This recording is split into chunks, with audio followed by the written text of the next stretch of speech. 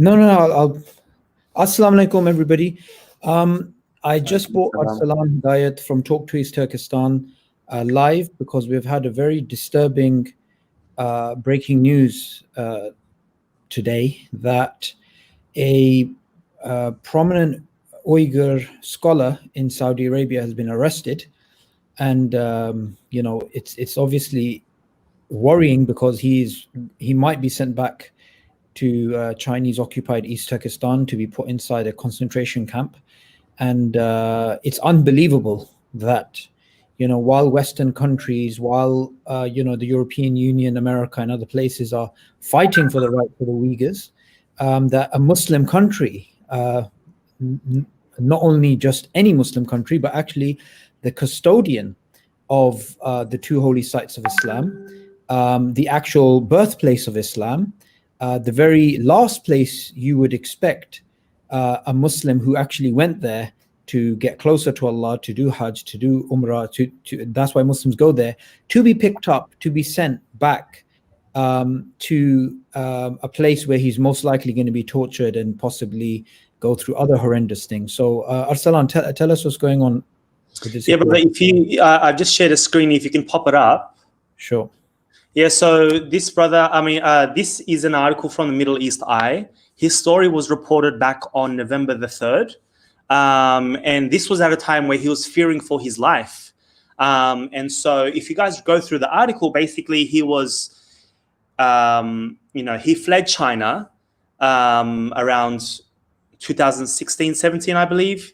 He ended up getting a residence permit, a long-time residence permit, meaning he's like a permanent resident of Turkey.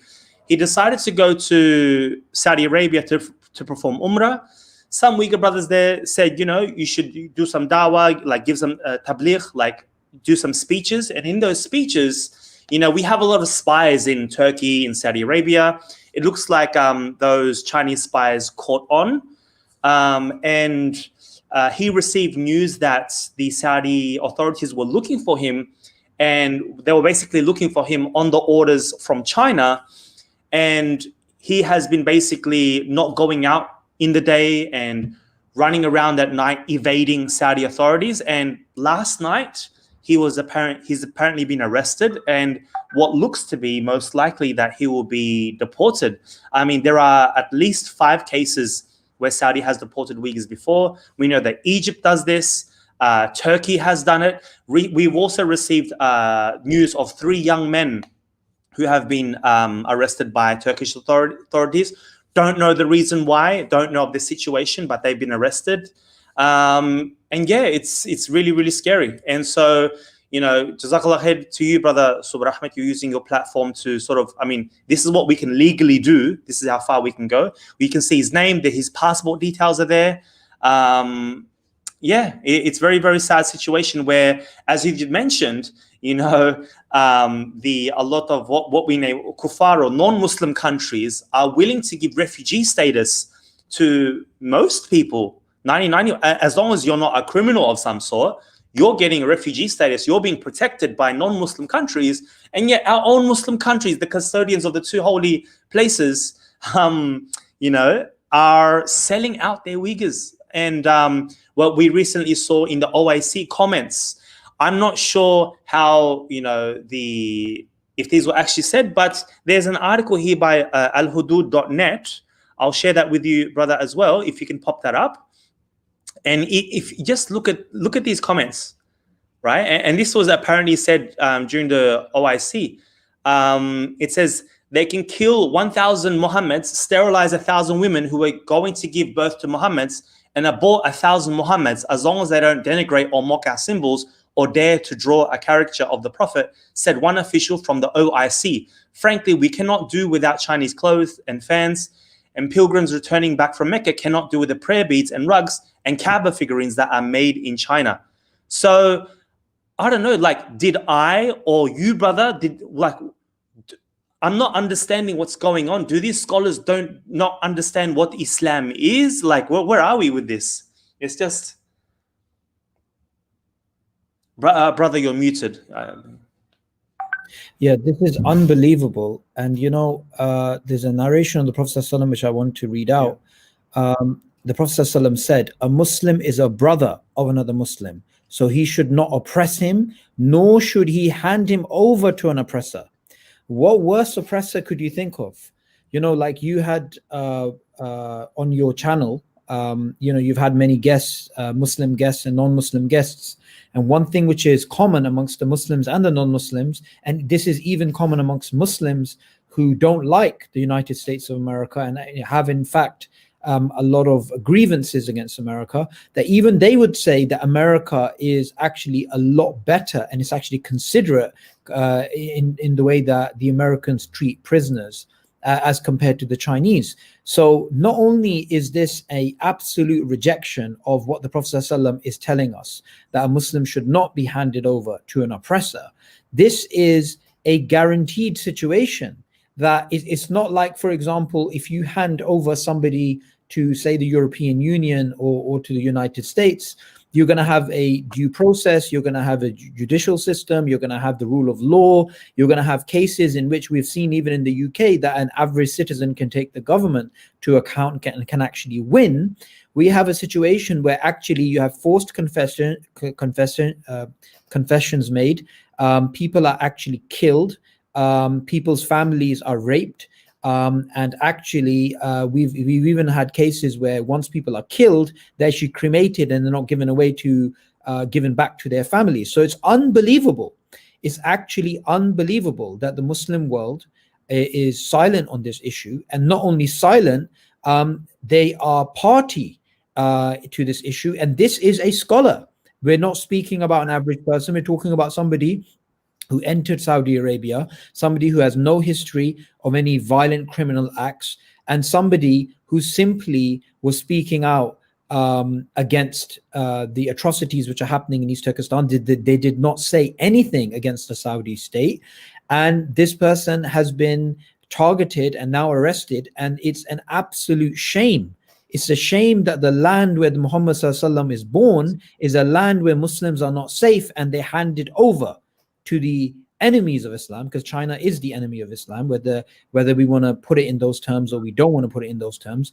And it's unbelievable. And what we need to do is we need to name and shame, and we need to point this out, and we need to say, how can we in the 21st century stay silent when somebody goes to the Holy Land, and they go to the Holy Land for a good purpose, not to cause any trouble, and they are picked up and they are going to be sent back to China, where they're possibly going to be tortured and killed. In fact, not possibly, they are going to be tortured, and most likely, you know, their families and others are going to face massive repercussions.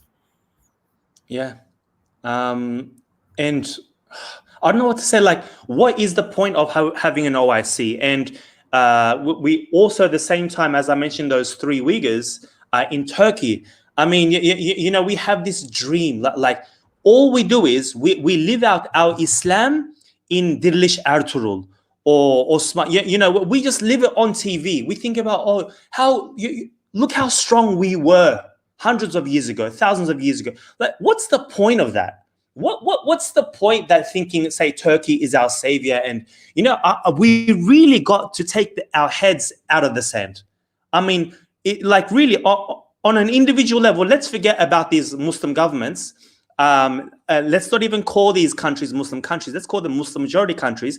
And the people we really have to start living like Muslims, you know, like, you know, and this falls upon all of us, whether we are sinning and, or whether we are not practicing Islam.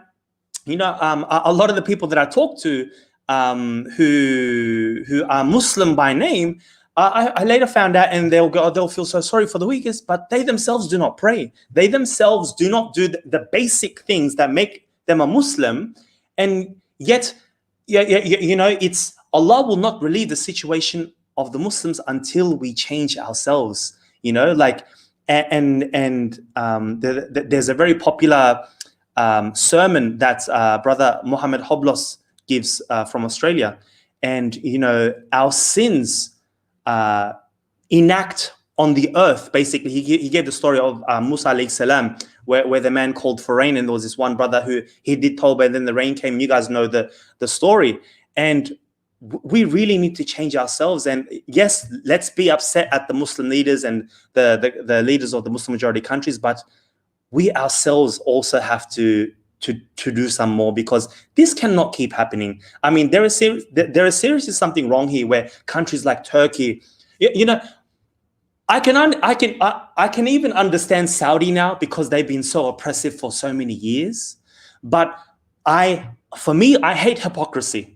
I absolutely hate hypocrisy. When you can go, hey, you know, you can be against Israel, you can be against that, you can be against this, but totally avoid China, you know, and people go, oh, brother, but Recep Tayyip Erdogan, he cannot deal with everything.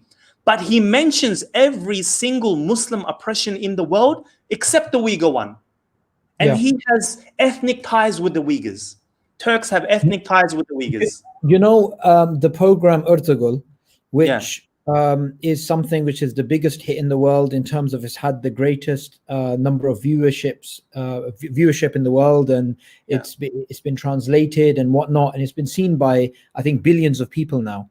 What we need to understand is that Ertugrul is somebody, if he was alive, Rahimullah, if he was alive, he would take out his sword and he'd point it towards China. That's what he would do. Why? Because he was a Muslim who defended the rights of other Muslims, and he was actually a Turkic Muslim. And now, a Turkic Muslim, just like with the Arabs, you have different tribes, you have different sub-tribes, and you have different types of things. The Turkic people of Central Asia, they are the ones who migrated, and then they started off the Seljuk Empire and then the Ottoman Empire. The Uyghur people are the first amongst the Turkic people to accept Islam. They started accepting Islam after the Battle of Talis in the 8th century, and we're talking about people that have been Muslim for hundreds of years. So how can you as a government fund the program Ertugrul and push it, and it's pushed by many governments across the world, and it's been translated into multiple languages, and is promoted even by prime ministers and presidents, and it's actually seen by many people from many different backgrounds. And yet when it comes to the actual Uyghur people, then it's kind of like there's no link between that and Ertugrul. I'm actually seriously thinking, do people not know history? Like, it's unbelievable. On one end, you want to promote Ertugrul. On the other end, you're kind of like, let's leave the Uyghurs to their oppressors. Now, you said something about the statement from the OIC about how they don't want to basically take any action. Could you just regurgitate that? Because I want to link that to a certain narration of the Prophet ﷺ, which I want to bring up on the screen. Yes, so again, with this source, it's the first time I've heard of this source, and I've shared it with you. Where is it? Where are we? Hold on. Should I share the screen again? If you just regurgitate what they said, I think that would be... So basically, and this is referring to the link with France as well. Yeah. So apparently, during the OIC meetings, according to this article, they said they can kill 1,000 Muhammads, sterilize 1,000 women who are going to give birth to Muhammads, because most likely, like the Uyghurs who give their children birth, they'll name it Muhammad, but legally name the child something else, because the name Muhammad is illegal in East Turkestan. Get that through your heads. Abort 1,000 Muhammads as long as they do not denigrate or mock our symbols or dare draw a caricature of the Prophet, said one official from the Organization of Islamic Cooperation. Frankly, we cannot do without Chinese clothes and fans, and pilgrims returning back from Mecca cannot do with the prayer beads and rugs from Kaaba figurines that are made in China. A lot of what's crazy is China are willing to profit from Islam. If you've noticed, your prayer bugs, your tasbih, all these things, all of these things are made in China. Yeah, are actually made in China. So they'll profit from Islam, but they will not show any respect to it. What? So it's okay as long as they don't draw a picture, but they can kill Muhammad's. It's totally cool with all of us. Let that sink in, because people who are apparently our leaders are saying this or are not saying anything against this. Yeah. And I just want to read out a narration of the Prophet ﷺ when the Prophet ﷺ was doing tawaf around the Kaaba, and we're talking about the people saying, oh, as long as we get our prayer rugs, and as long as they don't disrespect the Prophet ﷺ. Listen to this narration, right? The Prophet ﷺ was performing a tawaf around the Kaaba, and he said to the Kaaba, how pure and good you are, how pure and good your fragrance is, how great and exalted you are, and how great and exalted your sanctity is. But by him in whose hand is Muhammad's soul, the sanctity of a believer's blood and property in the sight of Allah is greater than your sanctity. Meaning one Muslim, their blood and their property is greater than that of the Kaaba. And what do we have? As long as we get our prayer mats, as long as they don't disrespect. How can they not disrespect the Prophet ﷺ when they are oppressing the Ummah of Muhammad ﷺ? Like, how does this make any sense? Okay, as long as they're not, it's the rapes and the sterilization and the organ harvesting and the kidnapping and all of that's fine, as long as they don't disrespect the Prophet. Are these people insane? You disrespect the Prophet as soon as you do any of these actions. It's unbelievable that in the 21st century, to our faces, we have these people saying, it's all right, we're going to arrest these guys, we're going to send them back. And it's so easy. It's so easy to simply grab somebody and then say, okay, this person is an extremist, they're a separatist, they're a terrorist. What's shocking is if you look at all of the terrorism narrative which is coming out of the Western world, and the Western world, in a way, they are, if anything, I'm not saying they're the pioneers of labeling people terrorists, but they're the ones who obviously after 9/11, they started saying, okay, these people are terrorists and these are not. They are saying these people are not terrorists. They are the ones saying that groups such as the Chinese government is trying to say this group is the one we're fighting. They're saying these groups don't even exist. They don't even exist. And China's purely trying to use the war on terror to oppress the Muslim population. And we have the likes of Rabia Qadir, and we have all these Uyghur activists who actually are given platform by the Western countries, by America and other countries. And yet in the Muslim world, you have a Muslim who comes in safety, and they simply want to worship Allah, and they simply want to be able to live in some form of safety. They are being grabbed. And it's unbelievable. For me, the most shocking thing is, look at the vote that happened at the United Nations. And if you look at the countries, can you just remind everybody about that vote, its significance, and which countries abstained, which countries supported China, and which countries opposed China's treatments of the Uyghur Muslims?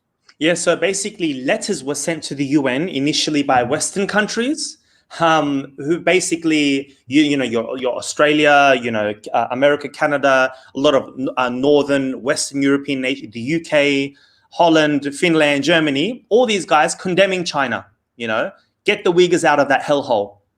And then China gets all the support from North African, mostly Muslim countries. And then you've got a lot of the countries in the Gulf, Saudis, UAEs, Bahrains, all these guys who, are supposed to be living by Sharia, are supposed to be living by La ilaha illallah, supporting this oppression. Yeah. Look at what one Chinese diplomat said when those Charlie Hebdo, when the whole boycotting France thing was happening. Apparently one Chinese official said that we were concerned if they overreacted this way to a bunch of drawings, what were they going to do when they found out we were sterilizing Uyghur women, said one Chinese official.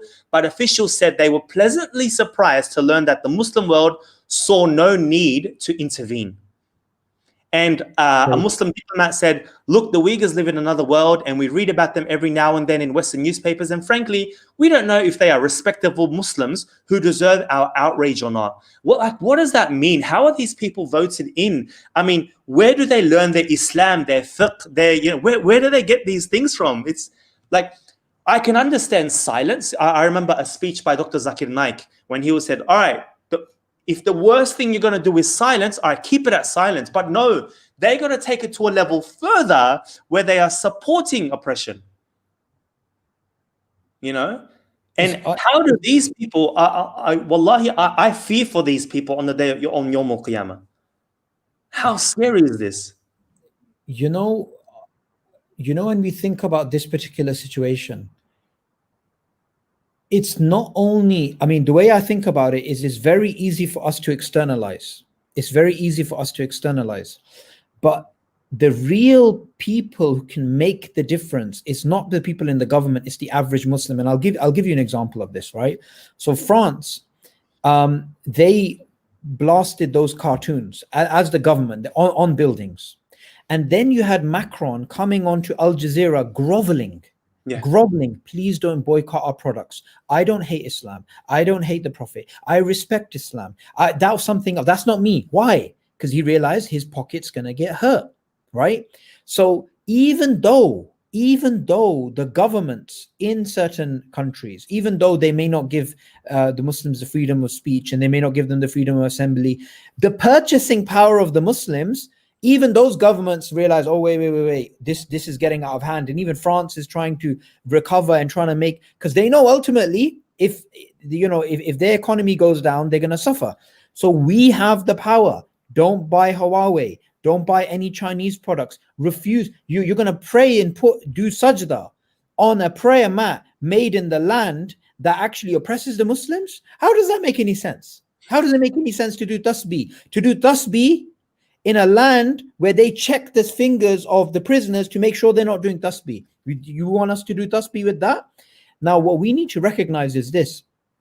Each one of us, everybody watching here, there's some 106 people roughly watching this right now. Share this video. Talk about this. We can't let this happen. We can't let an Uyghur scholar in the land where Muhammad ﷺ was born being given away to the Chinese to be absolutely tortured. Like we cannot put up with this. And do you know what? Let's embarrass them. Let them know. Do you know what? We're going to make noise. Whether you like it or not, you want to keep this face. You want to pretend like you're the face of Islam and you're going to do actions like this. And even the most totalitarian governments, even the most repressive governments, they cannot but help. They cannot but help pander to popular opinion. And so we have the power. It's not the case that we're powerless. We have the power. We need to make noise about this. This is when I saw this was just unbelievable. Unbelievable. I know, Arslan, this is one brother. There are millions of Uyghurs who are going through. So someone may say, well, why are we picking on one? Yeah. Well, he's the one that we've just come across and it's fresh news. It just happened last night. That's why. 2, it's in the land of Islam where Islam was born. 3, this is somebody who is innocent. They've not done anything wrong. You know, with some people with the Chinese government, they may try and say, oh, this person went to a particular land to fight, or they can have some flimsy, pathetic excuse. In this case, there's no excuse at all. And 4, which is the most important, is this person, they have residency in Turkey. They can just go back to Turkey and live peacefully with their family, but they're not being given that right. They might be sent straight to China. This is absolutely unbelievable that we as Muslims, we're just going to remain silent about this, and we should remain silent about this. We're not going to remain silent. We're going to keep shouting. And do you know what? Everybody here should make noise on their social media. There's about 100-something, 3 people talk about this particular story. Share this video. We want people to find out. This is unbelievable, and we're not going to sit there and let this happen. Akhi, share this screen, and we're not just talk here, because the people power does work. Now, back in August 6, 2019, I came across this video. Okay, this video, brother, if you could take away this comment so that everyone can see. This video was sent to me, and you'll see that the news article sources my Twitter account. This brother sent a 40-second video, and he was trying to get from like Pakistan to Qatar to Europe somewhere, but he ended up stuck in Qatar. So I just shared his video and I put the subtitles in, right? And within 12 to 24 hours, it went viral. And eventually, guess who stepped in? No Muslim country, the United States. The United States gave this guy humanitarian aid. He was put on a plane within 24 to 36 hours since posting the video. And he ended up in the United States and is safe and sound in the United States right now. So this guy was in Qatar. And the authorities were saying that you haven't got any papers on you. Your papers seem flimsy or whatnot. They were going to send him back to China. And, social media, people power. I believe I had 4,000 or 5,000 retweets on this video. So it does work. So when we say share, brothers and sisters, we all could be getting not just the reward, but we could be saving a life, and saving one life, saving whole of humanity. Don't we want that sawab? It's one reward. But I'm thinking, like, subhanAllah, sometimes we use the cliche, if the Prophet ﷺ was alive today and he knew that in Mecca, such situation was happening to a scholar of Islam, subhanAllah, like, You know, what's he going to think? But, you know, people power, retweeting, social media, all of this does work, brothers and sisters. It makes a huge difference. It makes a huge difference. And guys, look, I want to put up a comment and I want to challenge this, right? So the Flying Duckman says, don't rely on Western government, as in reality, they don't care. Look at Boris when he made the hijab letter. Nobody took action. Many Islamophobic attacks. My brother, sister, whoever this is, the Flying Duckman, honestly, I have lived in the West. I was born in the West. My family's been here for maybe some 50 years or something. You cannot make a comparison between the comfortable life under the most Islamophobic environment in the West is still extremely comfortable compared to what's happening in China. You cannot make at all what Boris Johnson says something about niqabis being letterboxes or something, astaghfirullah, that he says. Yeah, like that's a bad thing compared to what the Chinese are doing, compared to the rapes and the killing and the sterilization and all those types of things. Look how much backlash he got for it. You cannot compare. You cannot compare, say, what's happening in America, what's happening in Europe to what's happening in China. There's literally no comparison. Look at how many people in the Western world stood up for the rights of the Muslims, non-Muslims that stood up for the rights of Muslims. Look how the government, even if a government has bad intentions towards the Muslims, the bad intentions are not even 0.0001% of what the Chinese have. Their bad intention may be, okay, maybe we should limit segregation in certain places, or maybe, you know, we can't have hijab in a particular hospital, or whatever, something like that. It's so tiny, and even then, when the smallest thing happened, the Muslims are allowed to protest. A whole bunch of non-Muslims, even the opposition within the same government, says no, that's Islamophobia, stop it. Guys, do not make a comparison between the viciousness and the evilness of this evil empire, this communist party, and the Western world. You cannot make a comparison between the two. It's literally a case of day and night in terms of, we have human rights, we have civil rights, we have the right to assembly, the right to freedom of speech, we can go to courts. So many things can happen. Even in the Western governments, you have the governments who themselves sometimes jail soldiers because they say they've done something wrong. You cannot compare that to what's happening to the Muslims in East Turkestan. And in fact, what they're going to do to the rest of the Muslim world when they do actually have power. When they look, I'm going to tell you guys something, and I really truly believe this, yeah? If you look at the most vocal critics of the Western world from the Muslim world, even they will admit you cannot compare the Western world to China. They'll say the West is far better, far better. And what we got to do is we got to understand we need to embarrass these people, these Muslims, these treacherous Muslims who hand over our brothers and sisters to the Chinese. We have to speak out against them. We can't remain silent on this issue. Yeah, as you mentioned, like you're in the UK right now, you're a UK citizen, you can go out onto the street and you can criticize Boris Johnson and nothing will happen to you, brother. Boris Johnson, someone made a particular poster of him, mocking him, and they stuck it on the Big Ben. No one cared. Yeah. Right? But if that was done in China, you're gone. We're not going to see you ever again. No postings about you, no Facebook, no Twitter, nothing about you. So, brothers and sisters, make sure you have to realize that you are in a place of privilege. You are in a place of power. The power that the Muslims have, I believe the most powerful Muslim populations are the populations within places like the UK, United States, Canada, Australia. Allah will ask about the privileges and the power that you had, and whether you used it for good or not, and whether or not you used it to help your fellow brothers and sisters. You have the power and you're not going to do anything. You're just going to let it be. I saw a beautiful video, an amazing video by brother Dili Hussein, where, you know, where he's like in his pajamas and getting, subhanAllah, please watch that video when he's in his pajamas. We can't be sleeping. We need to take action. And when I say action, obviously in legal, I mean, this is fully halal, fully legal, what we are doing. Anyone can do this. We're not funded by any. Are you funded by someone, Brother Subur? I mean, we've got other jobs. We attend to other things. And he takes it back. So he made tawbah. May Allah reward you. Yeah, and you know, it's easy to fall for these, because, you know, the Flying Duckman, brother. The thing is, Akhi, this idea that, oh, Don't talk about what happened to the Muslims in China. Look what the West did. Guess who puts this out? This is the exact narrative of the Chinese Communist Party. When they have interviews and they're being told clearly and directly, why are you oppressing the Uyghurs? Why are you doing this? Why are you doing that? And they're like, well, we're only putting them in concentration camps. That's better than invading their countries. And so they totally changed the topic. When we need to recognize something, that you cannot make that defense. You cannot say, right, I'm going to punch this person in the face. And then when you ask, why did you punch? You say, well, that guy, he stabbed someone, so I can punch this person.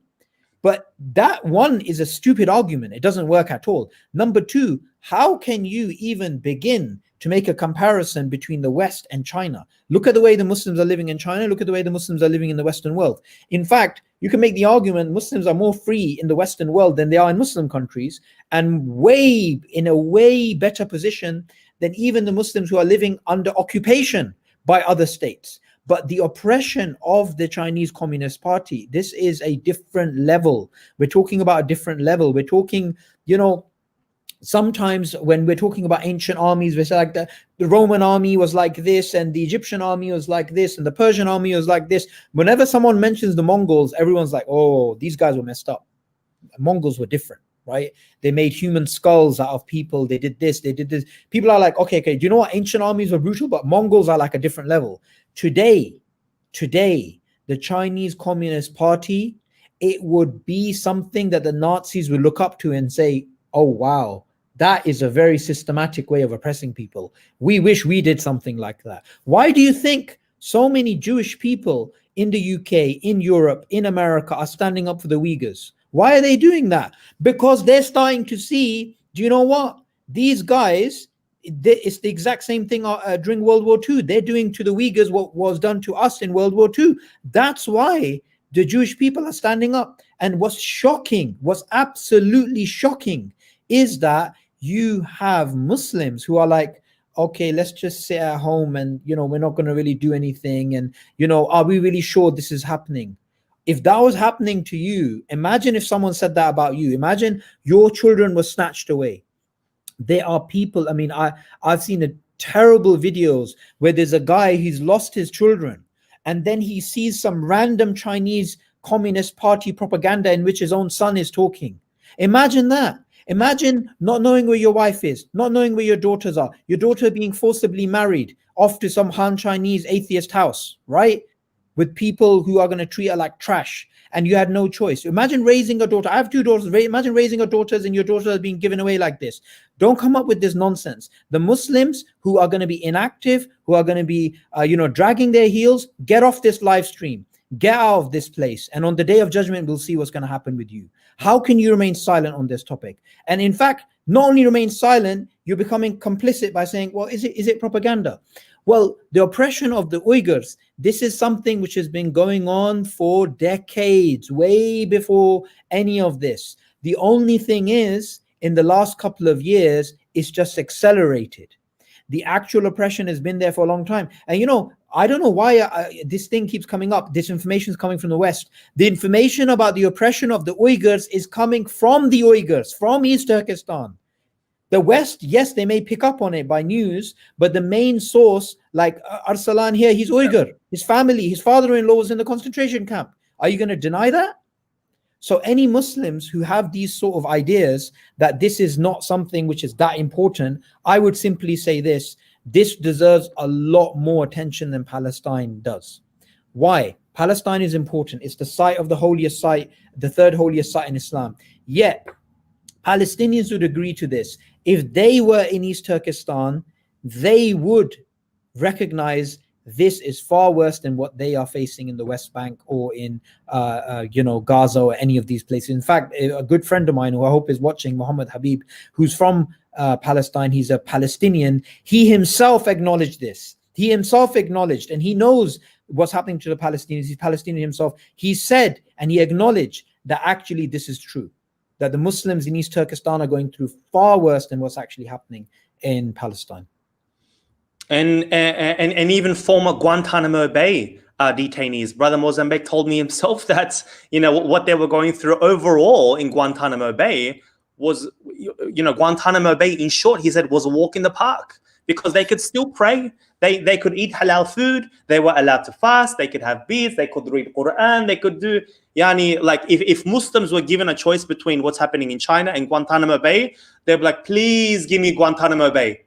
That's the level, brothers and sisters. Yeah, I just want you to understand. Yeah, absolutely. I mean, that's shocking, Arsalan. Yeah, we always hear about Guantanamo Bay. We have those famous orange things, right? Which people wear during protests to protest against Guantanamo.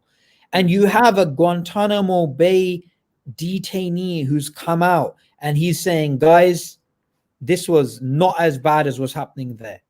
If there's that much noise about Guantanamo and Guantanamo has become the symbol, then what about an entire country, East Turkestan, which is under occupation?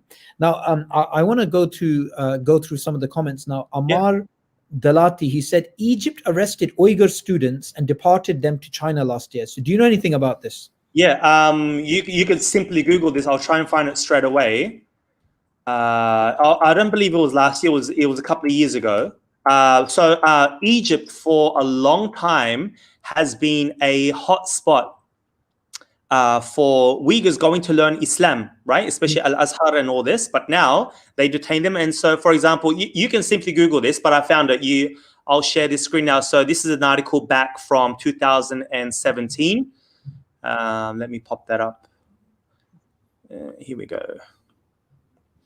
So can you see that there? So you can read this article, Cairo, at least 12 nationals. This is New York Times. The New York Times wrote about this. 12 nationals were deported and put on a flight to China late Thursday. 22 more were detained for immediate deportation, 3 Egyptian officials said. So the headline, you guys can, it's a long article. Get out of there. Egyptian police detain Uyghurs and deport them to China. So you can read that. And there's a bunch of, if you just Google that, you'll find a lot of information.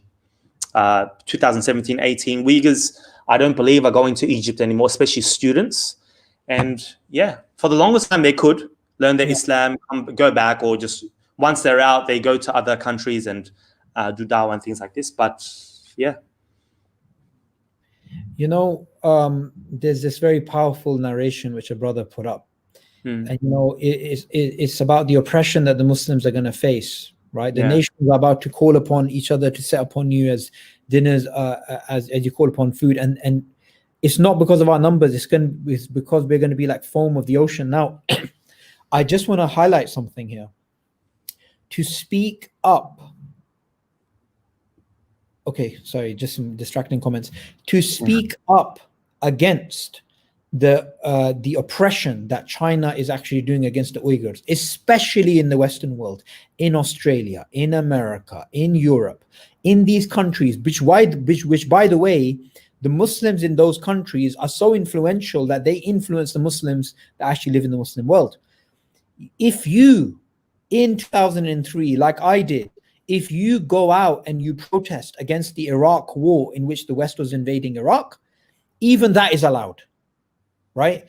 But today in 2020 in America, in Europe, in Australia, if you go and you protest against the Chinese communist state, against what was doing to the Muslims, not only does the government allow you to do it, in fact, it's in their favor. It's in their favor to actually do it. And I've said this on Twitter before. I said the Muslim world and the Western world, they need to unite and they need to understand that China is the common threat for the 21st century. This is the common thing between us, because we're both Abrahamic from the perspective that, you know, they have Judeo-Christianity, we have Islam, we go back to, we believe in rights, we believe in natural rights, we have familiarity, but here you have an atheist communist state which absolutely hates religion. It doesn't even have the concept of human rights. We can disagree amongst each other as the West and the Muslim world, but here you have a total enemy of both of us. So why should we not understand that actually, do you know what? This is a perfect opportunity to fight for the rights of the Uyghurs. And what we simply need to do is this. We're not asking anyone to do anything illegal. We're not asking anybody to go and do any form of violence. We're not asking for anything like that. All we're simply saying is use your voice. Stand up and say, we will not allow this to happen to our Uyghur brothers and sisters. Arslan, you regularly on your channel, you have so many different people that come on there, non-Muslims. In fact, that woman who you brought on board recently, Emma she Riley. put on Twitter, sorry? Yeah, it was the UN human rights Yeah. lawyer. She recently said, she's something like, I don't care about losing my job, but I'm going to speak about the Yeah. Uyghurs. Yeah, so This is a non-Muslim and I'll reiterate, inshallah, you put the link in the description as well. I urge you to watch UN human rights lawyer. So I was talking to her off screen, right?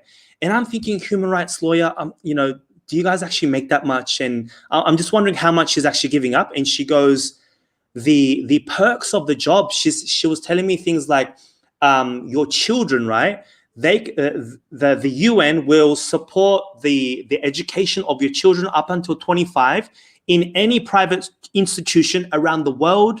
Their salaries are crazy, and she's giving all that up to speak the truth, because she got into the game. She got into being a UN human rights lawyer because she actually cares about human rights, and she's actually practicing what she preaches, not just in the courts, in within the UN body, but outside of it, like calling out. She's a whistleblower, and she's not Muslim.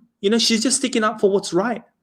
And as brother Sabur, we've all been through that path, protesting for Palestine, protesting, against Iraq and all these things. And, sometimes you might get worried, is this going to it's legal, but, am I going to get into any sort of trouble? And, the Western media, after those protests happen, like, for example, Turkey sending support for Gaza and all these things, that attack and many years ago, and there was a protest like that. The Western media makes Muslims look really, really bad, right? But no, when you protest against China, you are put up as heroes, like on all magazines, like even like anti-Muslim, generally speaking, anti-Muslim magazines, like, Daily Mail and all these, they'll love you. So this is like for the first time in a long time in history, where the West and like anti-Muslims and Muslims actually can unite to be against China. I mean, some of the voices, I don't want to mention their names, but some of the voices that are against China, full on These are people who normally would hate Islam. Yeah. They would normally hate Islam. And the thing is, it's kind of like this, right? So me and you, Arslan, we're on a ship, right? And we're on this ship, and on this ship where there's a bunch of strangers with us, we don't really know each other, we don't really interact with them. But as soon as we start having a rocky waves coming in, and the ship, and everybody has to pull together to safeguard each other and pull up the sailing thing so that we're safe. It doesn't matter who you are, doesn't matter what your color is, just to protect yourself, to safeguard yourself, you're just going to work together even if you don't know each other. So why is it that you've had on your channel, you've had the former General Robert Spalding, you've had the one who wrote leader of the National Tea Party. Yeah, the National Tea Party. You've had people like the one who wrote that book about the Uyghurs. I've forgotten his name. Robert. Sean Roberts. Dr. Sean Roberts. You've got people from the left. You've got people from the right. You've got people from the center. You've got white people. You've got different brown people. You've got Chinese people. You've got that artist guy. People from China. Because remember, the first victim of the Chinese Communist Party is the Chinese people. Look at the Cultural Revolution. All the cultural artifacts of China exist in Taiwan. They don't even exist in China. So we're not against Chinese people. We're not xenophobic. What we're saying is, you have a totalitarian regime. You have a regime which is intent upon not only oppressing its people, but exporting actually its oppression, to the point that a Australian student, such as the one you interviewed yesterday, Drew Pavlo, he is somebody who's he kicked out of university for protesting against China or something like that. I mean, and even the NBA and all this stuff that's happening. So they're trying to get rid of our freedoms here as well. Yeah. So the guy I interviewed yesterday, Drew Pavlo, please check out the interview on Talkies Turkestan. This guy has nothing to do with China. He has no link to China, nothing at all. He and a couple of friends simply did a sit-in on campus, University of Queensland. It's a government campus. which receives funding from China. They have a lot of Chinese international students that go there. They have a Confucius Institute, which is, it's an institute within universities. I'm sure you have them in the UK as well, where it's soft power propaganda to sort of link the West and China together to create understanding and all this, right? And him and a couple of friends did a sit-in on-campus protest for a few hours, and they were attacked and this was for Hong Kong. Physically attacked. Yeah, physically attacked by pro-Chinese students, or there were people from outside. And University of Queensland, that they wanted to try and stop his voice. And all that did was escalate. Like, he even told me, my intention was to sit there for a few hours, and that's it. Forget about it. I was going to go about my day. But now he's had to take the University of Queensland to like various Australian courts, high-profile Australian politicians, even the former prime ministers commented about it. And there's like reforms and inquiries going into it. I mean, this university, I think it was over 3 years, they were going to receive hundreds of millions of dollars. I think billions of dollars over 10 years or something like that. So it's lots and lots of money. So when money is involved, and this is like a 21, 22-year-old kid. Yeah. And he's basically going to give up his university, but he's basically been launched. Like, when you think like Chinese activism in Australia, it's this Greek Cypriot kid, Australian Greek Cypriot kid. I mean, his work has been so impactful. He's been all over the media from A to Z, because it's like a David and Goliath situation here. And if they just let him have his day and just do his protest, no one would have heard about it. SubhanAllah, look at how this works. Absolutely. And what I want to also point out is, a student like that, if they can have that impact, what about you with your voice, right? Because the Chinese government is a narcissistic monster, right? The smallest criticism it cannot handle. So a student, a young student, some 20-year-old, he is on the Chinese government's radar, right? And for what? A little protest. Now, I just want to respond to this comment, right, by Cold Treasure. Dua is a weapon of the believer. Dua with sufficient effort. Yes, absolutely. We have to make dua and with sufficient effort. Now, what I want everybody to recognize is that sufficient effort means what? If I've got 2 daughters, if my daughters are taken away and then I have to fight to get them back, that effort that I put in would be very different to say if it's just some random thing, right, which is just far away and it's just vague and I don't know what's happening and I just have to put out some Facebook. We have to internalize this is our family. These are brothers and sisters. These are our people. This is us. We are one. Then you will put in the effort. Then you will be sincere. And the honor of a Muslim and the property of a Muslim and the blood of a Muslim is holy. It's holy in the sense that it is something honorable and is something that we will not give up easily. So it's not possible. It's not possible for us to remain silent on this issue. Now, Arslan, with all of the activism stuff that you're going on, a lot of people, they ask about, does it make a difference? Does it actually make a difference? I even recently I received some comment about, it's not just about making, the tweets and stuff like this.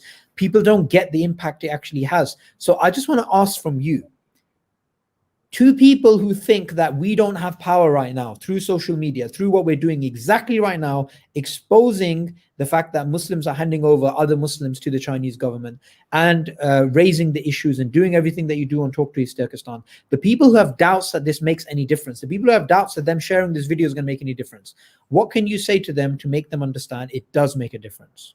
Well, one, the Chinese government or Chinese regime constantly will attack you. They'll try and give you a bad name, and why would they bother why would they bother with someone like me or someone whoever is talking against China if we're not making a difference? One, it's China loves saving face, and all of these things where we break down how evil they are and keep on explaining to the world. There may be 100 businesses doing business right now with China. One business is going to leave. 2 businesses are going to leave. You know what I mean? So cent by cent, dollar by dollar, Rome wasn't built in a day. You know, Istanbul wasn't conquered over one battle. It took many little things. Everyone has to play their bit, write their bit, speak their bit, do their bit, for it to get to this level. You know, China didn't one day go and think, you know what, I'm going to build concentration camps. No, it's, you know, we've been oppressed for 72 years. It's been slow and steady. And the relationships that they've created within the Middle East were slow and steady. And once they got once they were connected and they got the okay from the Muslim country as well, they found out that they weren't going to criticize.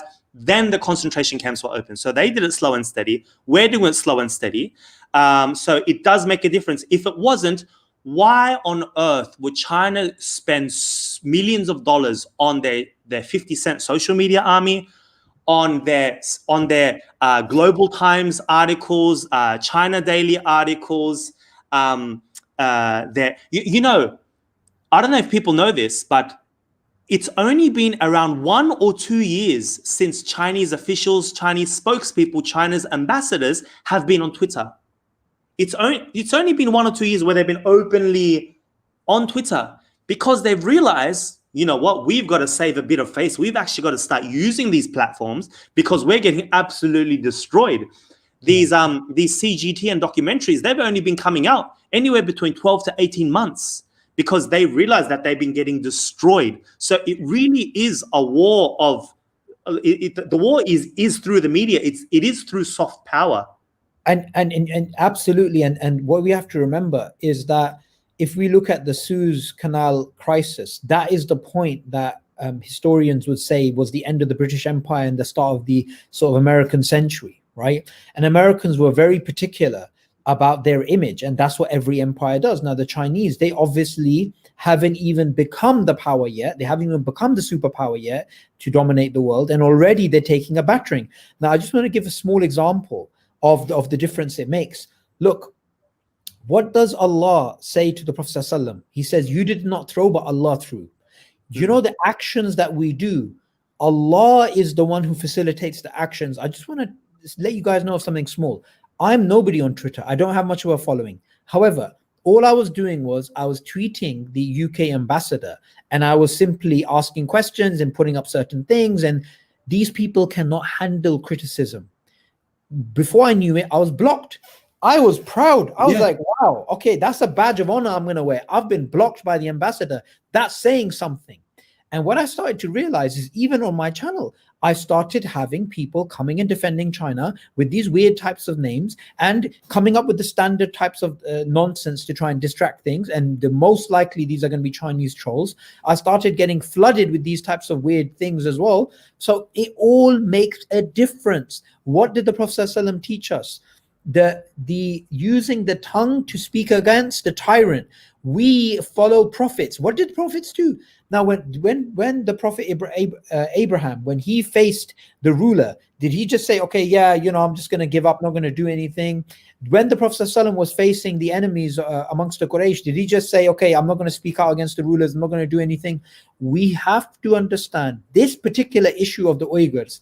This is something which is not going to go away. In fact, what's going to happen is, in the next couple of years, if we don't do something, if these Uyghur children, which have been taken away, snatched from their parents and being taught this secular ideology of materialism and Darwinism and scientism and all this nonsense, and being told about atheism, and which is even happening with the adults, if they get secularized, this generation becomes secularized, what you're going to basically have is the same thing as Andalusia. Is you go to Andalusia, you look at the things and you say, wow, this used to be a mosque, but now it's a cathedral. Well, you go to East Turkestan today, you see a mosque, and oh my God, it's actually a pub. It's a club. It's a bar. It's happening. The same places which used to have the muazzin going and saying, Allahu Akbar, is the same places where you're now having Chinese Han girls dancing with other men. And it's become into a flipping hotel, into a bar. So what we need to recognize is this. We need to recognize that the problem with the Uyghurs, the problem that China actually has with them, is not a sectarian problem, is not an ethnic Han problem versus Uyghur problem. This is a problem that they have with Islam, and they have declared war on Islam. We have to understand this. They've declared war on Islam. It's not just a case of, oh, we don't really like these Uyghurs and they have separate. No, they hate Islam. They inculcate people to leave Islam. And the same time that Chinese ambassadors in certain Muslim countries will put up tweets of a hadith, which, by the way, I have never heard of this hadith in terms of whether it's authentic or not. I don't even know if it's authentic. It's just something I've heard, right? So don't say this is a hadith. This is just something that I say, that if you want to gain knowledge, even go to China, right? Now, I don't know whether this is a fabricated hadith. I can't say anything about it. What I can say is, how dare he puts up that hadith when in China, the Muslims cannot teach their children Quran. And yet he goes to a Muslim country and puts up this type of statement. And it's absolutely unbelievable that the Muslim world is sitting at home watching Ertugrul saying, Eyvallah, Alp this and Bay. And at the same time, this is happening in East Turkestan, and they're just absolutely silent about it. In fact, the Ertugrul program should be a catalyst for us to actually stand up for the right of the Uyghurs, because Ertugrul, if anything, he didn't even look like, this particular actor. If you saw Ertugrul and we had a time machine, went back to look at him, he would look like an Uyghur. He would look like a Turkic person from Central Asia. He wouldn't look like this person. I'm not saying anything bad about this actor. I'm just saying that we need to understand where these people come from. Akhi, there's an interesting comment. I don't know if you can, but it says limited quantity Sophia expired with no evidence. Where it says, why are you speaking against Saudi? Please just asking, maybe misunderstood the hadith where Prophet ﷺ said you should listen and obey them even if the rulers strike your back and take your wealth. Can you see that comment there with the hadith? Yeah, that one, I think, yeah. So and this is a popular hadith, Okay, so I just want to say something about this. So firstly, when on earth does this particular narration apply to Xi Jinping, that pig? How does it apply to him? Yeah. No. They were saying speaking against Saudi. So the Saudi king and the Saudi, because they're Muslim, right? Right. Yeah. So okay. So let's get this right. I just want to ask a particular question here. Yeah. Are we not supposed to obey the ruler as long as it's not in disobedience to Allah? What happened to that particular narration? Why cherry pick? No one is saying that we overthrow a government. No one's asking for violent revolt. We're not asking for Muslims to rebel against the rulers. We're not doing any of those things. We're simply saying, if your ruler, if somebody tells you, have some alcohol, please, and you say, no, that's not right. What, you don't have the right to say that? There is no obedience to creation and disobedience to Allah. So if an Uyghur scholar is being taken away and he is being given to his oppressors, then what? We're supposed to be silent and we're supposed to be like, oh, nothing to see here, folks. Yeah, don't cherry pick Islam. Whoever that is, don't cherry pick Islam. If that was your family, you'd beg us to talk about it. So don't try it. This ridiculous attitude of no, we cannot talk against. Okay, if it's your family, say wallahi, swear by Allah, if that was your family that was in East Turkestan, where your family members were being raped and your children are being taken away and raised as atheists, and you were here in London, and that you did not, and I said, Akhi, shut up, don't talk about your family. No, don't oppress. No, those are rulers. Everyone's a ruler. We need to obey the rulers. Come on, grow up. This is absolutely nonsense. This person, I'm actually going to ban them. Yeah? Nah, leave him. Freedom of speech. No. Freedom of speech. Freedom of speech. Okay, go try your freedom of speech in East Turkestan and see what happens. There's a situation in the UK, I believe, like, how we're talking about separating the kids. I don't know the situation there, but the UK government could separate your kids for certain ideologies, given by parents, like even little things, right? This is what I've heard. I don't know. Can you confirm? What, sorry? I don't know about certain issues, like who did I hear this from? Even in the United States, if your child were to be like, you know what, Dad, if they're a boy, they suddenly want to be a girl now, and you as a parent go, no, you're a boy. That means you're oppressing the kid, and like social services can take your kid away. So may Allah protect the Muslims in the West. Like, you think this is happening like far away in China, this could end up at your doorstep. look, what you got to understand, if whoever's in the comment section and again trying to conflate the situation between the Western world and the Islamic world, anything that is happening within the Western world is happening within the judicial system, right? Yeah. So okay, so for example, you have an allegation. You have the right to a lawyer. You have the right to know what the policies are. You have the right to appeal. And no one is just randomly oppressed for no reason. In China, they grab people, Uyghurs, who even come from outside. They even come from outside of East Turkestan, like the Kazakh sister, Sister Gulbahar Jalilov. She came as a Kazakh citizen, an Uyghur, ethnic Uyghur who came into East Turkestan. They grabbed her, raped her, made her sign a confession. There's no comparison. There's absolutely no comparison between the anything that happens in the Western world, anything that happens even in the Muslim world, and what's happening in this dictatorship of Xi Jinping. And what we got to understand is, I am so sorry, guys. I am so sorry for anybody who holds these types of views that, okay, brothers, let's not talk about this. Islam has nothing to do with politics. Let's just stay at home and let's just pray and hopefully nothing will happen. Well, your silence is not only anti-Islamic. Your silence, one day when they'll come for you, then you're going to look around and say, Arslan, like speak about my... No, Akhi, be quiet. So when it's not happening to us, we're like, okay, yeah, this particular thing. That when it happens to your family, you reckon you're going to be quiet. We need to understand something. I remember as a child, teenager, younger sort of age, when I used to live in Oxford, and I went to a protest, and there's a protest for Palestine. At the front of the protest, there were people with blue Star of David painted on their faces, with drums, with flag. These were Jews standing up for the rights of Palestinians, right? So in the number one issue in the Muslim world that we think about right now, which is Palestine, even there you have Jewish people who are like, do you know what? We'll stand up for the rights. I'm not saying all of them do, but you do have that. Do you have the equivalent? Where do we have the is there any equivalence with that situation, with the situation of East Turkestan? Yeah, everywhere you go, and this is especially true within the leftist movements in the UK, that they are loud, and we're talking about non-Muslim leftist movements, they are loud about the Palestinian issue, but about the issue in East Turkestan, they're quiet. They're playing it down. Why the double standards? Why do we have this thing where a lot of the leftist sort of organizations are just quiet about China's oppression? Look, just because they're communist doesn't mean that, okay, well, we shouldn't really talk about them and blah, blah, blah, blah, blah. The fact is, we have to recognize it's like Robert Spalding in his book, Stealth War. He says we only have 3 years. He says we only have 3 years to turn things around. This is an existential threat. What's happening to the Muslims of East Turkestan is unbelievable. It's unbelievable. And if we don't do something about it, then we're going to be accountable on the Day of Judgment. That's the way we have to think about it. We're not, right now, no one's putting a gun to my head to talk. No one's putting a gun to anyone's, not to Arslan's head.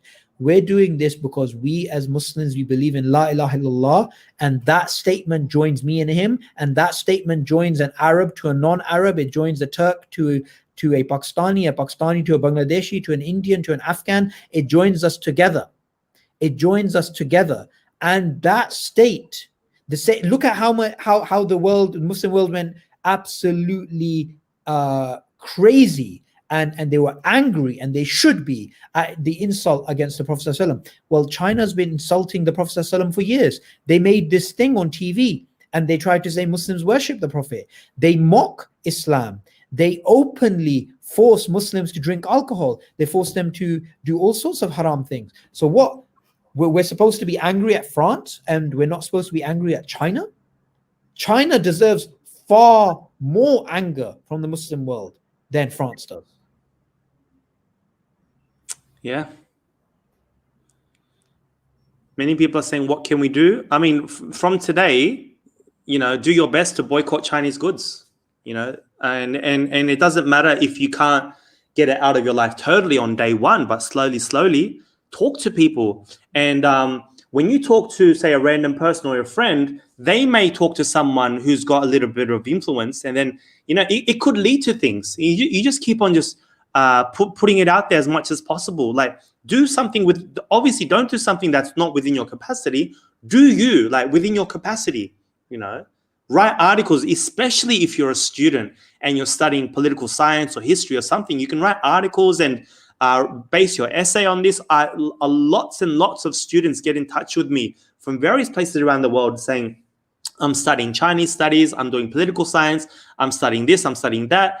Can I interview you? I'm writing an article, I'm having my professor do this. Find out if your university has a Confucius Institute. Find out how much funding your university gets from the Chinese government or Chinese international students, how much influence that's been happening in your university. And these things, China loses it when you question these things. They lose their mind. They this is very interesting. If you study narcissists or people who are megalomaniacs, the smallest insult, something like, oh, the shirt you wore yesterday is better than today, or anything, they cannot handle. And what you notice about the Chinese Communist Party, and especially its Zitler, its leader, Xi Jinping, he cannot even handle a cartoon. Winnie the Pooh is banned because people started making memes and comparing him to Winnie the Pooh. He couldn't even handle the smallest insult. So imagine that they have this mindset that let's go across the world, let's open up these Confucius centers, which, by the way, they exist in London, they exist in many different universities. Why are they spending millions of pounds, tens of millions of pounds, opening up these Confucius centers, hiring people full-time?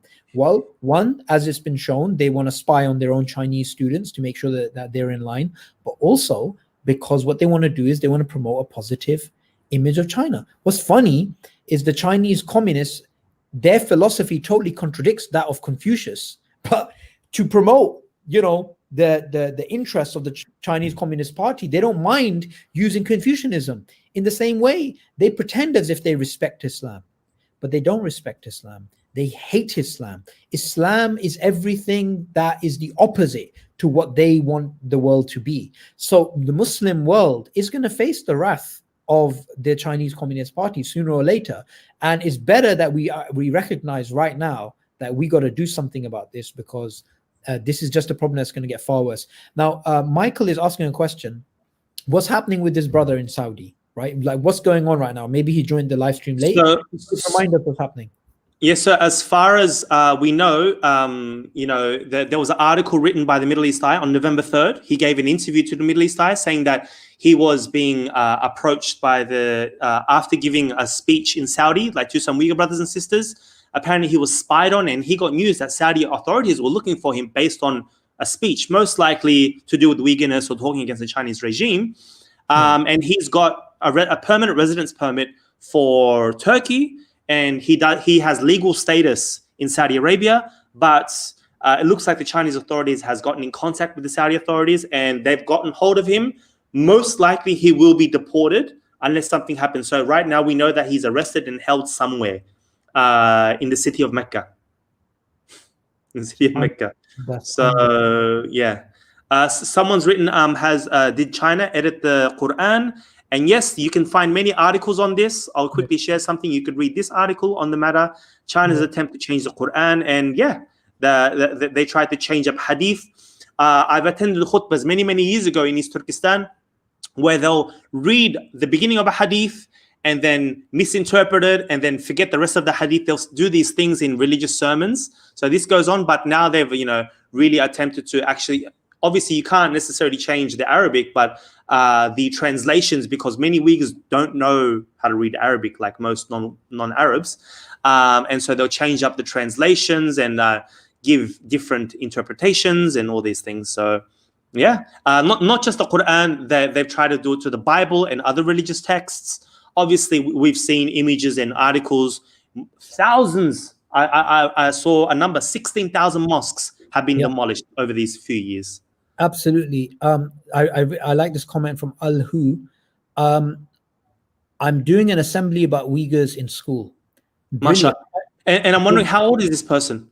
Assembly, like primary, middle school, perhaps? You know, Arsalan, I've been contacted by young people who want Yeah. to do things for the Uyghurs, and they're at university. They're in many different settings, and it's having a difference. You know, the places that we look, when you go into a country, you don't just go into a country and you look at it from a bird's eye view and you think, okay, everything is important, we need to do everything.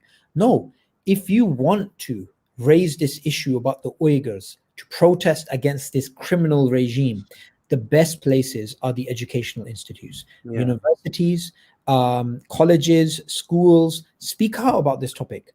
And you know what? A lot of young people, you have influence. You're in your Islamic societies. We, alhamdulillah, through the Uyghur activism, we've been contacted by universities in the UK, and they want to cover this topic. Fantastic. Contact your local ISOC, contact your local MSA, contact these people and say, can we not do something about this? Can we not have a Uyghur week? Can we not talk about the history of what's basically going on?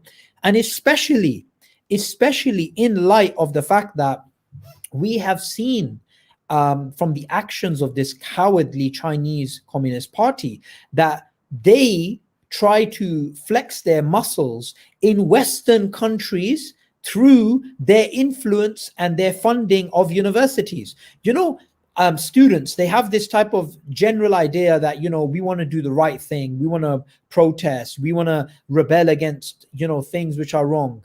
And, they do actually take their own universities to account about student fees and these types of things. Well, I just want to ask you guys, if you're at university right now, how do you feel that there's a Confucius Center most likely in your university or something equivalent to it, or some sort of funding that's coming through the Chinese Communist Party, especially if you're at a prestigious university in the Western world, in Australia, in Canada, in the UK, in Germany and other places? What we need to do is we need to find out about these Confucian centers. We need to protest against them. And you will be shocked. You will be shocked that as soon as you start speaking about the Uyghur issue, you're going to have a whole bunch of people that are going to surround you and support you, because most of us suffer from the bystander effect. We're waiting for someone else to take leadership. No, you take leadership. Alhu, just tell us how old you are and what's this protest that you're doing, assembly thing that you're doing, because you started an action and people start following you. That's what that's what's most likely to be actually happening in these scenarios. Yeah, and if you literally type in Confucius Institute universities in the UK, you'll get a whole list. It's pretty much in every single university in the UK, especially them, as you mentioned, those prestigious ones. So, and especially if your university is teaming up with the Chinese government to boost their AI technology, their surveillance, their spying, and all this, well, then, you as a student, even if you're one student, you got to do something about it, while you're there, because you're only there for a few years. You might as well. And absolutely. And we're being asked questions about, what is our thoughts about certain countries and their relationship with Israel, right? Or their recognition of Israel. I simply want to ask a question in return.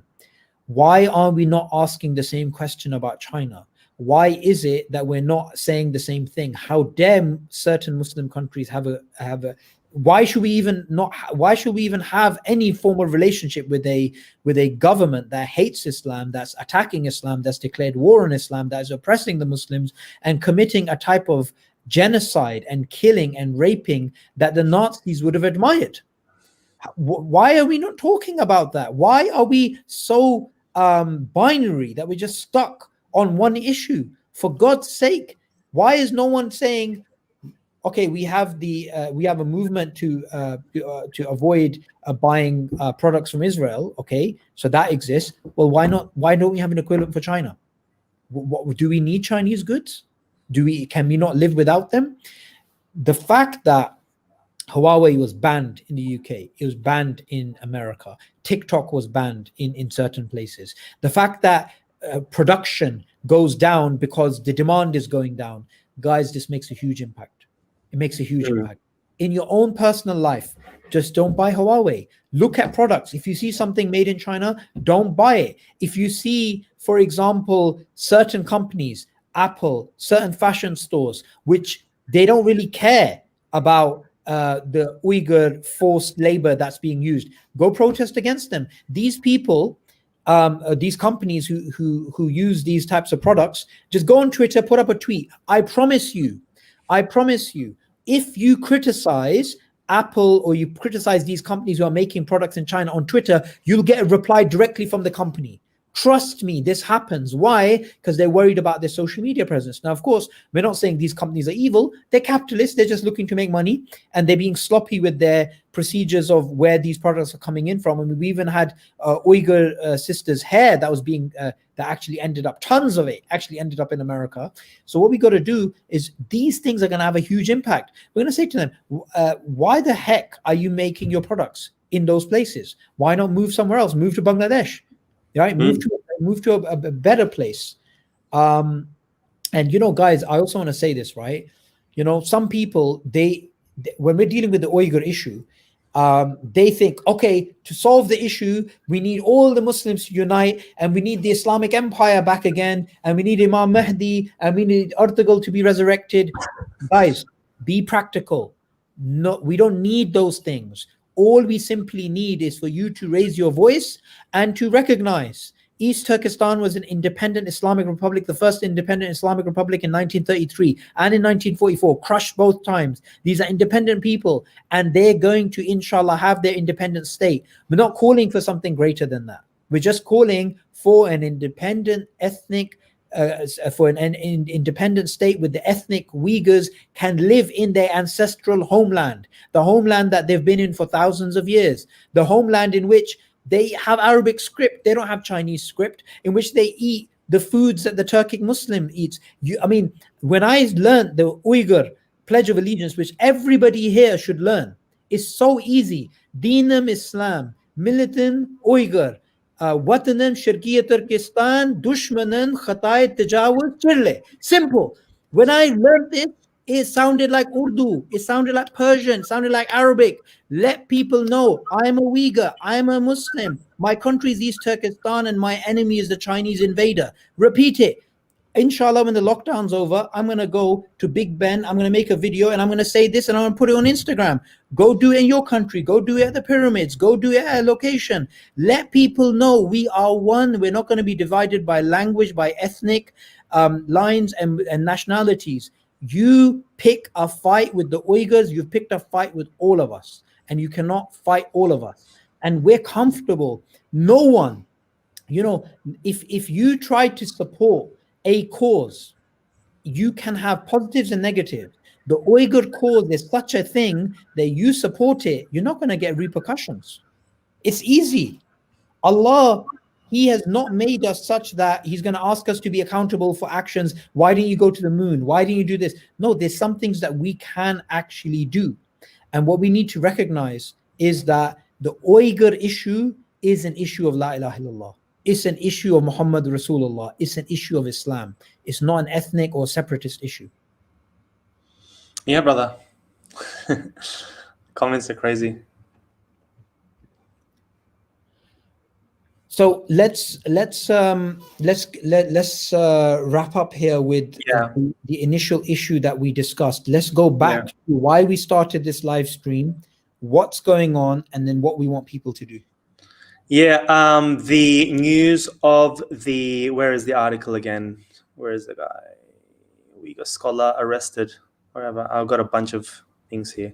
So there was a Uyghur scholar arrested in... Sorry, Arslan, just before this, right? Just read this comment, right? I'm planning to invite people to our local government party in the city, in the mosque, and talk about the oppression against the Uyghurs, right? Can I message you for Facebook on help? So Cynthia Abnir, you can actually find Arslan on Twitter. That's his Twitter handle there. You can DM him, he will reply. Or on Facebook, you can message him, but I think he's more active on Twitter. But I'm so happy to see that if just through this live stream you've been inspired to take this action, that's enough. I mean, that's enough for us to spend an hour, 20 minutes, even if one person takes action, because it does make a big difference. Make sure you take pictures and you put it on Twitter, and you put Arslan's hashtag, and you put the hashtag Talk to East Turkestan as well. Yeah, so if you could share the screen once more, brother. So this Uyghur scholar, went to Saudi basically for Umrah. Gave a little talk to a small group of Uyghurs, and he got news that he was being chased by Saudi authorities to deport him to China. China have asked for him, and you can find this article on the Middle East side. This article was written on November the 3rd. So he gave this interview while he was in Saudi, hiding from the authorities. So since then, he's been running around evading Saudi authorities. He got caught last night, so he's been evading them for a good 17 days now. And if this doesn't get out there, and people, unless some government steps in, just like I showed you an example of what happened last year, where we saved the man named Ablikim Yusuf from Qatar. He was about to be deported to China, and eventually through social media, through all them retweets, the media got onto it, the American government got onto it, and they saved him. He's in the United States right now. But this guy, we need to save this one fellow, and everyone here can do their part. Yeah, absolutely. Absolutely. Alhu has said, I've already made a PowerPoint for the assembly and sent it to the teachers. My English teacher and my friend is helping me with it as well. MashaAllah, may Allah bless you. May Allah give you the highest Jannatul Firdaus. You're protecting the honor of Muslims. You're doing what you can. And look, the person's in secondary school. MashaAllah. Secondary school, right?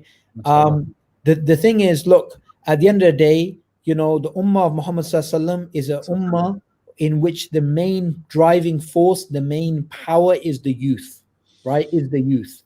And many of you guys, many of the people on this channel, you are university students, you're school students, you're college students, and you're recent graduates, or you're doing postdoctorates and this type of thing. I know many of you guys have links to these institutions, use these institutions. They will not deny you. They'll in fact be happy, because you're speaking about an important topic, which at the moment is something that's within the Western world's self-interest to actually promote. So it's not going to get you into any sort of trouble. So to end upon, just want Arslan to remind us again, what actions do we want people to take? What can we do within our capacity? With regards to this situation, or in general? This situation with the Uyghur scholar. Well, one, everyone should be, whatever country you're living in right now, email the Saudi embassy or Saudi consulate in your country. Share this article with them. Share this link with when you're emailing that Saudi embassy or consulate. If you understand Arabic, or if you can speak Arabic, call up those consulates and embassies. And don't call them once. And many people call up the same embassy or consulate. If you read the article, the UK, the Saudi consulate or embassy in the UK was contacted. They said no comment. We can do this. This can actually happen. Share this with, tag your favorite influencers. It doesn't matter who they are. They don't have to be, from Dawah or Islam. We know that Mesut Ozil is big on, plights of the Uyghurs and other oppressed groups. And there are other footballers, Frank Ribery and others. So much you can do. Make your own video, make your own presentation, write a tweet, share the article, so much you can do in 5 minutes, basically. Your 5-minute task, go and email the Saudi embassy, That's what I'd suggest, just off the top of my head. Absolutely. So Jazakallah khair for joining me at such short notice. And what we need to do is we need to understand that all of the things that we are working on in terms of social media and sending out emails and doing these types of things, at the end of the day, when you pass away from this life to the next, you're not going to be asked about major decisions that are being made at a governmental level. You're going to be asked, what did you do? Now, let's look at social movements across the world, right? Whether we agree with these movements or we don't, that's a different matter. Feminism, Black Lives Matter, Me Too movement, any of these movements, what are they made up of? They're not made up of governments. They're made up of individual people that come together and they make noise, right? And when you collectively make noise, it reaches a tipping point and it goes far. and we can definitely do this with the Uyghurs. I definitely feel a lot more energy in this issue than has been so in the past, and we can actually make a huge difference. And if we save the life of one person, it's like saving the lives of all of humanity. Yeah, inshallah. Okay. Yeah. Sorry. Yeah, I mean, what I think we've drummed in the message, inshallah. That's it. Beautiful. Yeah, Jazakallah khair for joining us. Hayyakum. Allah bless everybody. Please share this Ameen. video. Assalamu alaikum.